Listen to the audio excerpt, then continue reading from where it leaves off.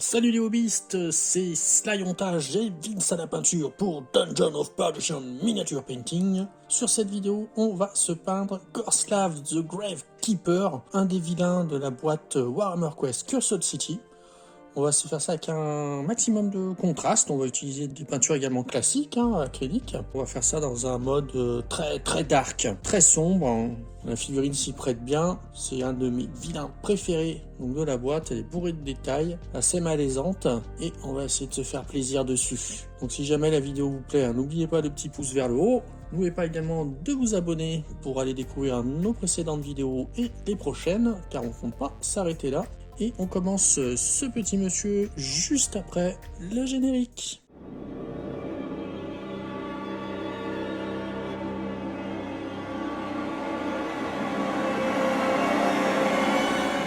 On va commencer par la peau.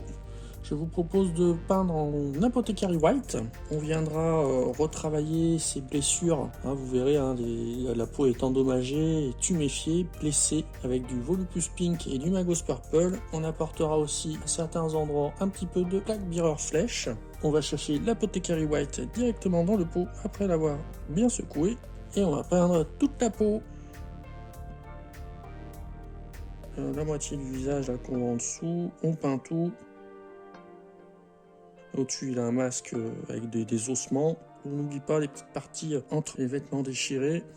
On a commencé à faire le torse et il y a plein de petites blessures. On va tout de suite venir prendre une autre couleur. On va prendre par exemple un peu de Magos Purple. Et avant que l'Apothecary White ne sèche, on va venir apporter des petites pointes avec ce Magos Purple dans les blessures. Ça, la peinture va bien se diluer. Ici, là, il y a une espèce de cicatrice. Il y a des blessures dans le cou. Ici, il y a des petits trous sur les côtés. Et on va apporter également du Black Mirror Flèche dans certains creux pour faire une carnation différente. Apporter un petit peu de putréfaction dans les creux en mélangeant avec l'Apothecary White. Et on va continuer le reste de la peau. Je peins tout le bras et la main avec l'Apothecary White. J'essaye d'aller vite pour éviter que la peinture ne sèche. Je viens prendre du Magos Purple, on met dans les blessures. Vraiment un tout petit peu au bout du pinceau pour pas trop en mettre non plus. On peint dans le frais, on pourrait faire avec des layers pour les mélanger. On reprend un peu de Black Mirror Flèche, notre vert qu'on va mettre un petit peu dans les creux. La peau reste couleur Apothecary White, mais pour apporter quelques nuances verdâtres. Voilà, je pense que vous avez compris le principe. Et donc vous allez faire toute la peau comme ça, le deuxième bras, le dos. Allez, on se retrouve quand la peau est terminée. J'ai terminé la peau, c'est pas tout à fait sec encore, mais on va pouvoir attaquer le reste. On va commencer à habiller ce petit monstre, ce Gorslav. On va peindre sa robe. Donc vous essaierez de faire attention aux détails en peignant sa robe, de pas venir peindre tous les petits détails. Là, on a une main, une ceinture, on va vraiment essayer de peindre que l'étoffe. On va se faire ça en Agaros d'une.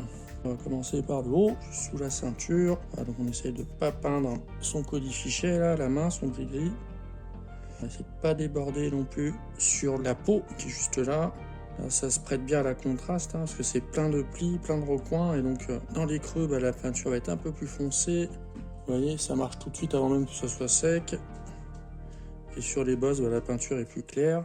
On essaye de pas peindre sa chaussure. Je peins tout ça puis on se retrouve pour la suite. Une fois qu'on a terminé de peindre sa robe, oui ça rend pas mal, c'est pas encore sec, mais ce type d'étoffe avec tous ces plis, c'est vraiment du caviar pour la contraste. Vous arrivez à avoir un rendu très sympa avec un minimum d'effort, même si on va aller un petit peu plus loin tout à l'heure. Donc ce que je vous propose, c'est de peindre maintenant tout ce qui est parti en bois ou en cuir. Donc là, on a le dessus du cercueil, la ceinture, le manche de la pelle, des liens en cuir, comme ici, là, pour tenir son espèce de masque. Ici aussi, on aura un petit peu de cuir pour tenir le crochet. Donc on se fait tout ça en Gorgrunta Fur. La pelle est toute texturée, le manche, donc ça va bien tout de suite faire ressortir les fentes du bois avec notre contraste. On va essayer de ne pas peindre la main. On va faire toutes ces parties en bois assez rapidement. En bois et en cuir, on a dit, on utilise la même couleur, on ne se prend pas la tête, ça ira très bien. Encore une figurine bourrée de détails. Là, dernièrement, on pouvait recommander le jeu Cursed City. Ne serait-ce que pour la collection des figurines, déjà, ça vaut le coup. On a vraiment de superbes pièces à collectionner et c'est un vrai plaisir à peindre. J'ai un petit peu dépassé là, mais c'est pas grave parce que cette partie de la pelle, on va venir la peindre avec une couleur métallique, donc qui recouvrira les petites bêtises. On peindra le petit zombie, bon, c'est pas la peine que je vous montre, on peindra la peau un peu avec le même style qu'on a fait ici. On verra peut-être avec une autre couleur. Je vous ai déjà montré la peinture des zombies sur une vidéo précédente. Vous la mets juste là. Vous pouvez aller voir, jeter un œil si vous voulez pour peindre lui. Vous aurez le choix des coloris. On a le cercueil. Puis a priori son taf, c'est de réveiller les zombies. Donc la pelle et le crochet. Ici on a une souche. On va la peindre également avec la même couleur. On a dit les petites parties en cuir, donc la ceinture ici qui fait le tour.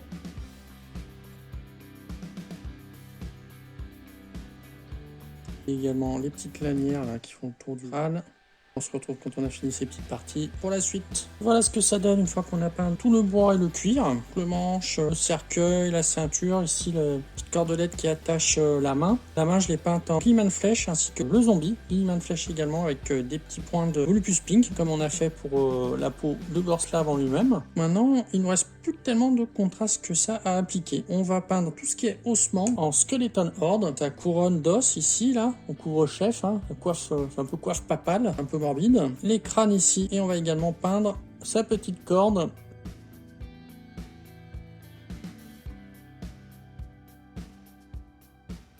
C'est pas grave si vous dépassez un peu sur la Garros Dune, ça se verra quasiment pas. Et on a dit le couvre-chef en ossement. Pareil, si vous débordez un petit peu là-dessus, cette partie on va la peindre en couleur métallique, donc c'est pas grave, on pourra reprendre.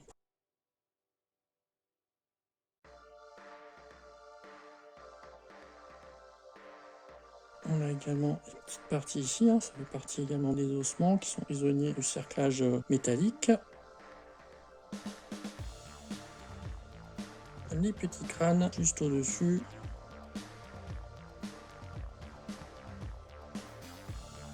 Les pics, on va les repeindre en couleur métallique. Le deuxième crâne.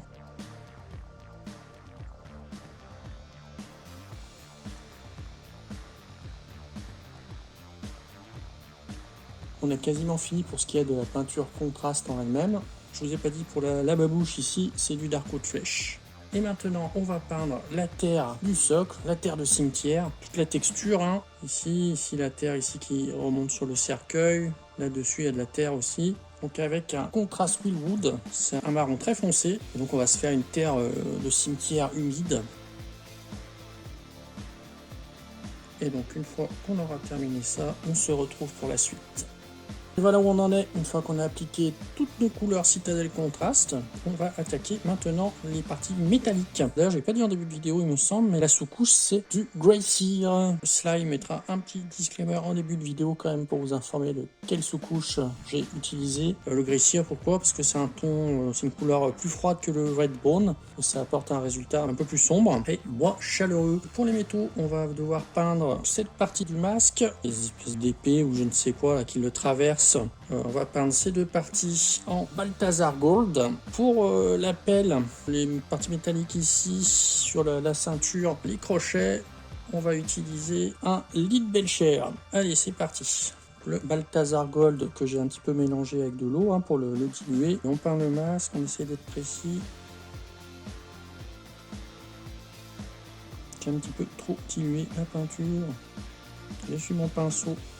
En fait, il y a une goutte qui était restée sur la virole, qui a coulé dans mon Balthazar Gold, donc il est trop liquide. Donc j'enlève toute la peinture de mon pinceau, je le sèche bien et je viens récupérer mon Balthazar Gold qui a débordé avant que ça sèche. On va laisser sécher un petit peu, on reprendra après. On va attaquer par ce côté-là. Donc je peins cette espèce de pic qui traverse Gorslav de haut en bas. Ici, on a le pic là de là-haut qui traverse, qui arrive ici. Le deuxième pic, je le ferai hors caméra. On va essayer de refaire le masque. On a rattrapé la bêtise.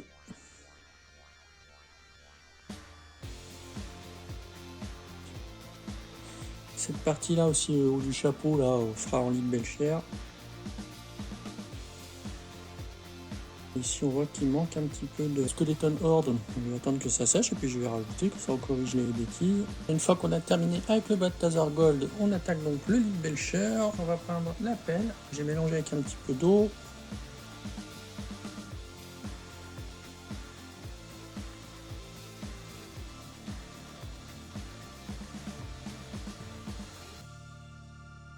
On va peindre également, donc comme je disais, des petits crochets. Aussi ces petits éléments là, les anneaux qui maintiennent le manche de la pelle. On termine métallique et après on va attaquer les détails.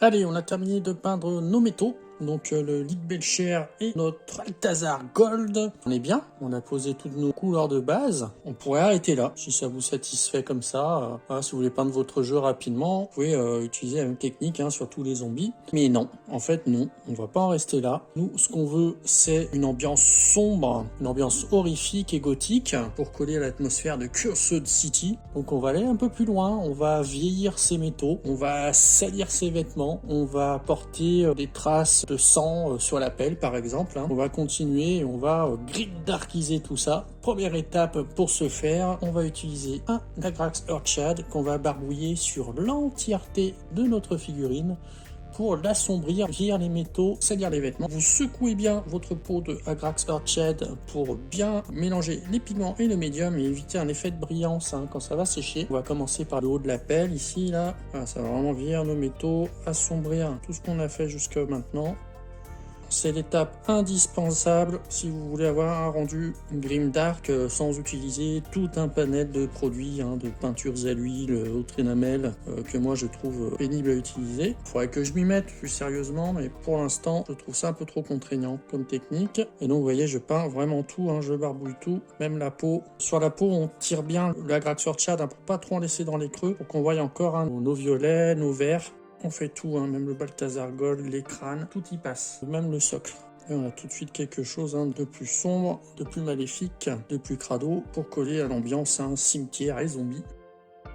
Là, ça va faire assombrir encore plus nos creux. Là, ça complète bien notre travail à la citadelle contraste.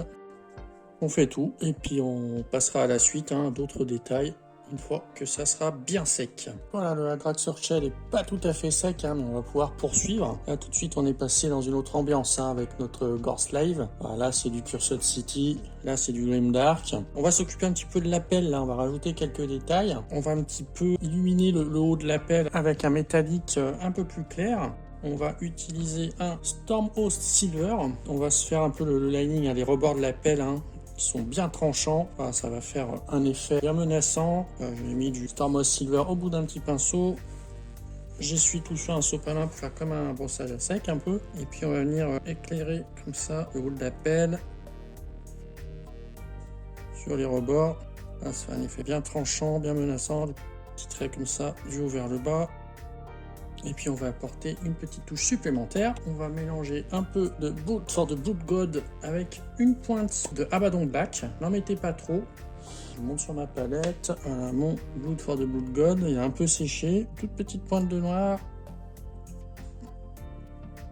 Je vais mettre un peu d'eau pour le diluer un peu. Là, parce qu'il est en train de sécher dans son pot. C'est pas grave, ça me donne une texture intéressante. Encore une toute petite pointe de noir. On essuie un maximum. On va venir frotter du haut vers le bas sur la pelle pour faire des traces de sang. Voilà, pas plus, trop en en faut. Faire un peu pareil de l'autre côté. Voilà, pas mal comme ça. Je trouve un peu trop rouge. Je vais remettre une pointe de noir. On va revenir en mettre un peu. Voilà, comme ça, on est pas mal.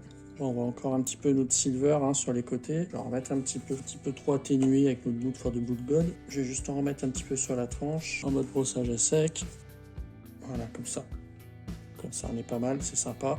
Je voulais aussi assombrir un petit peu plus le Balthazar Gold qu'on a en haut ici. On a déjà passé un lavis de la Nagrax Earthshade et on va refaire en plus un lavis de Nilnoin. On va assombrir un petit peu plus, le vieillir un peu plus, ce Balthazar Gold.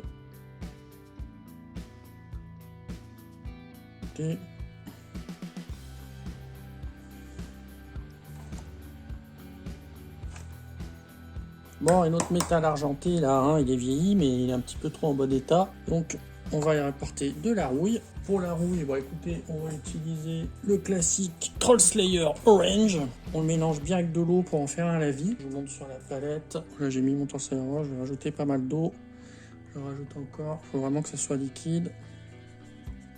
Mon eau est pas très propre, mais c'est pas grave, c'est dans l'ambiance Grimdark. Et on va appliquer avec parcimonie sur certains éléments. Alors, sur la pelle, là, on va venir mettre un petit peu dans les creux.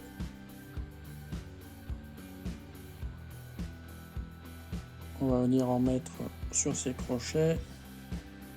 Là, on voit que l'acier est corrodé, abîmé. Un petit peu ici. La boucle de ceinture. On va laisser sécher un peu de Balthazar Gold et on va y apporter du vert de gris. Et donc, après la rouille sur les parties métalliques, on va mettre un petit peu de vert de gris sur tout ce qui est Balthazar Gold, vraiment très légèrement. Et on va utiliser le Technical Nilac Oxide. Je mets un tout petit peu d'eau avec sur la palette. Et on va essayer de poser ça sur 2-3 petits endroits sur le Balthazar Gold. Petit creux ici. Hop. Un petit peu ici, là où c'est abîmé, là, autour du petit clou. Il faut vraiment y aller avec parcimonie, c'est vite too much. On va mettre un petit peu donc sur les espèces d'épées, là, de lames là, qui traversent son corps. On va pouvoir arrêter là pour le Nilac Oxide, ça me paraît pas mal du tout. Maintenant, je vous propose de faire un petit brossage à sec sur le socle en Montfort Brown. Le Montfort Brown au bout de mon pinceau et j'enlève tout avec mon essuie-tout et on va brosser la texture du socle, faire ressortir un petit peu plus cette texture. J'utilise pas une couleur trop claire non plus pour pas que ça ressorte trop, ça reste une terre de cimetière foncée. Donc là on a quasiment fini, il reste deux petites étapes, le pigment et une dernière étape. Pour le pigment, je vous conseille de mettre du sopalin, de l'essuie-tout sur votre surface de travail. Je vais utiliser ce pigment-ci, Middle Earth de chez Green Stuff World. Voilà, je prends le pigment directement dans le pot, je l'écrase un petit peu dans mon bouchon. On va venir un petit peu salir, apporter un peu de texture là sur le socle. On tamponne comme ça, on écrase bien le pigment pour qu'il accroche bien. On salit un petit peu le bas de la robe. Alors, on n'en met pas sur tout le socle, on concentre juste à un endroit comme ça. Là où on a déterré le cadavre, on fait pareil de l'autre côté. Autour du cercueil comme ça. Et on tapote le bas de la robe également. Je tapote comme ça sur le socle, sur la poignée pour faire tomber l'excédent. Également, on va en mettre un petit peu, ce qui me paraît très logique. On va essayer de pas trop en mettre non plus. Sur la pelle, qui a servi à déterrer le corps, vite fait.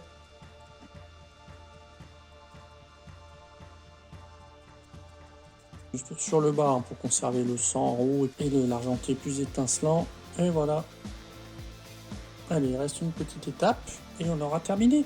Voilà où on en est après l'application du pigment. Vous pouvez fixer avec un vernis en bombe par exemple, mais en l'appliquant d'assez loin. Mettez-vous au moins à 50 cm pour pas souffler votre pigment avec le vernis. C'est plutôt avec un vernis mat, moi je trouve ça plus joli. Alors si vous utilisez un vernis mat, le sang, faut le faire à la fin pour garder l'effet brillant. Moi j'ai fait tout de suite parce que je vais pas vernir, je vais laisser comme ça dans la vitrine. Et on va rajouter un dernier petit effet. On va humidifier un peu notre terre, d'où le zombie vient d'être déterré. On va utiliser pour ça un Nulloy Gross, donc c'est un Nulloy qui va briller dans les creux. Et donc ça on aura une terre un petit peu humide, donc on n'en met pas partout, juste comme ça va faire briller notre sol. Voilà, il n'y a plus qu'à laisser sécher. Et on a terminé notre Gorslave, le gardien du cimetière. Et c'est donc terminé pour ce nouveau tuto Gorslave The Gravekeeper. Si ça vous a plu, n'hésitez pas à nous lâcher un gros pouce vers le haut. Vous pouvez également commenter si vous avez des questions ou des suggestions. Bien sûr, abonnez-vous et je vous dis à bientôt sur Dungeon of Perdition Miniature Painting.